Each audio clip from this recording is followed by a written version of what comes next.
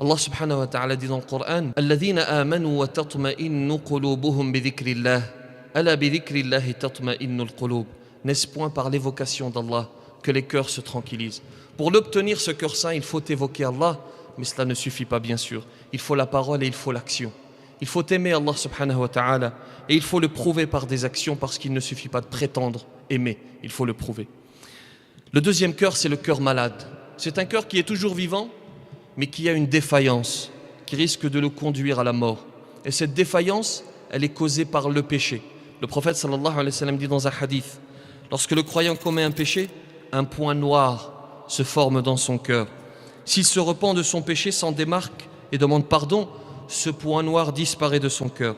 S'il persiste dans son péché, ce point prend de l'ampleur jusqu'à envelopper tout son cœur. Qu'Allah nous en préserve. Et il y a enfin le cœur mort, le pire des cœurs. Un cœur qui a coupé toute relation avec Allah subhanahu wa ta'ala. Et lorsque le cœur est mort, il peut conduire entre autres, il peut donner naissance entre autres à la jalousie, à la haine. Je ne veux pas ton bien, je ne veux pas que tu vives bien, je ne veux pas que tu réussisses, je ne veux pas que tu aies plus que moi, je veux ton malheur. C'est la haine, la jalousie, celle qui a conduit les frères de Yusuf alayhi salam à le mettre dans le puits. C'est celle qui a conduit Qabil à tuer Habil. Et cette haine, cette jalousie, il est bien entendu difficile de la vivre. Et j'ai des témoignages parfois, et c'est la raison de ce prêche, témoignage dernièrement d'une personne qui me dit: je n'arrive plus à vivre. Je n'arrive plus parce que je n'y peux rien. J'ai des biens matériels et je n'y peux rien. C'est Allah subhanahu wa ta'ala qui m'a accordé cette subsistance. J'ai travaillé bien sûr pour les obtenir.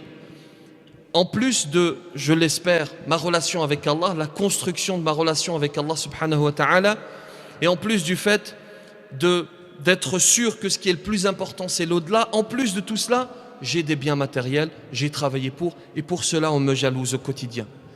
Et j'ai répondu à ce jeune homme 3 choses. La première, c'est qu'il faut être sûr que c'est Allah subhanahu wa ta'ala qui décide de tout. Nous avons parfois une faille dans notre croyance. Croire, c'est croire intimement que celui qui décide des choses, il s'appelle Allah subhanahu wa ta'ala. Et quoi que complote le serviteur, la créature, il ne pourra ou ils ne pourront atteindre que si Allah subhanahu wa ta'ala le décrète et le décide. Ça c'est le premier élément. Deuxième élément, c'est que tu n'es pas meilleur que Yusuf alayhi salam, tu n'es pas meilleur que Habil, et de la même manière, je ne suis pas meilleur que ces illustres personnages qui ont jalonné l'histoire de l'islam. Et si Yusuf alayhi salam, si Habil ont vécu la jalousie, alors je vais la vivre aussi, parce que cela s'appelle une épreuve. Et si je patiente parce qu'Allah m'éprouve, alors il me récompensera. Ça c'est la deuxième des choses. Avant de vous donner la troisième, j'ai oublié un élément. Je vous disais tout à l'heure qu'il y a la mauvaise jalousie et il y a la bonne. La mauvaise, on appelle cela le hasad, et la bonne, on appelle cela al-ribta. Est-ce que lorsque je constate que mon ami, Hammou par exemple, a une qualité, est-ce que je peux le jalouser? Oui. Lorsqu'il a par exemple une science, lorsqu'il a même un bien matériel, je le jalouse. Mais je ne souhaite pas, et c'est là toute la différence, je ne souhaite pas que ce bien disparaisse chez lui. Je souhaite qu'Allah subhanahu wa ta'ala continue à le combler.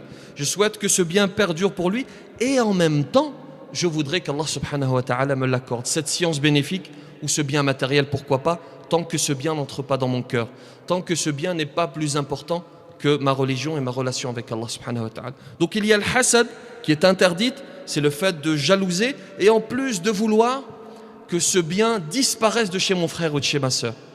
Et le ribta, je jalouse mon frère, je souhaite que cela perdure pour lui.